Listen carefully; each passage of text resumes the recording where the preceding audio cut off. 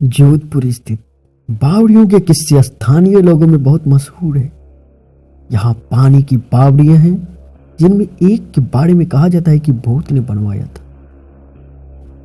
जोधपुर से लगभग 90 किलोमीटर दूरी पर स्थित रठासी नाम का एक ऐतिहासिक गांव है।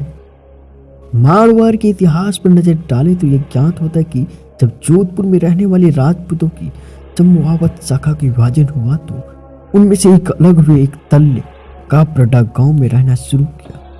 लेकिन इस स्थान पर रहने वाले युवा राजपूत राजकुमारों ने गांव में साधना करने वाले साधु महात्माओं को परेशान करना शुरू कर दिया। उन राजकुमारों से क्रोधित होकर साधुओं ने उन्हें श्राप दे दिया, उनके आने वाली पीढ़ी इस गांव में नहीं आ पाएगी।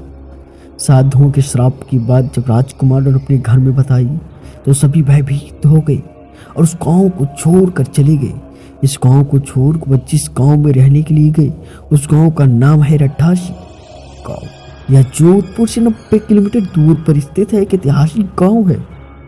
इस गांव में एक बावड़ी है जिसके बारे में कहा जाता है वो भूतों के सहयोग से बनी है।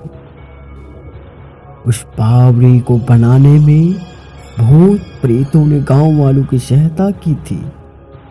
ठाकुर जय सिंह के महल में स्थित इस बावड़ी को देखने के लिए लोग दूर दूर से आते हैं। इस बावड़ी के भविष्य में यह कहानी प्रचलित है। एक बार जब ठाकुर जय सिंह घोड़े पर सवार होकर जोधपुर से रठासी गांव की ओर जा रहे थे तब रास्ते में ठाकुर साहब का घोड़ा उनके साथ साथ चलने वाले सेवकों से पीछे छूट गया और इतने में रात हो गई।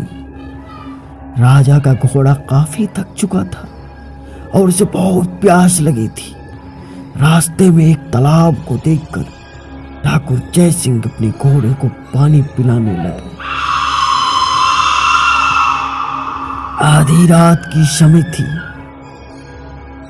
घोड़ा जैसे ही आगे बढ़ा राजा को एक आकृति दिखाई दी जिसने धीरे धीरे इंसानी शरीर धारण कर लिया। राजा उसे देख कर डर गया।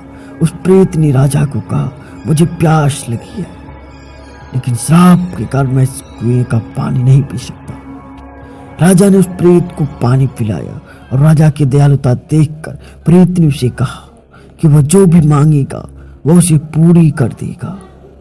राजा ने प्रेत को कहा वो उसके महल में एक बावड़ी का निर्माण करे और इसके राज को सुंदर बना दे। भूत ने राजा के आदेश को स्वीकार करते हुए कहा कि वो कार्य प्रत्यक्ष रूप से नहीं करेगा लेकिन दिन भर में जितना भी काम होगा वो रात के समय 100 गुना और बढ़ जाएगा। उस प्रेत ने राजा को यह राज किसी को न बताने के लिए कहा।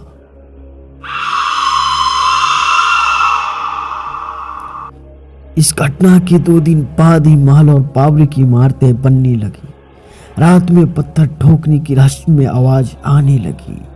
दिन प्रतिदिन निर्माण काम तेज गति से बढ़ने लगा लेकिन रानी के जिद करने पर राजा ने यह राज रानी को बता दिया कि आखिर निर्माण इतनी जल्दी कैसे पूरा होता जा रहा है। राजा ने जैसे ही यह राज रानी को बताया सारा काम वहीं रुक गया। बावड़ी भी ज्यों की त्यों ही रह गई।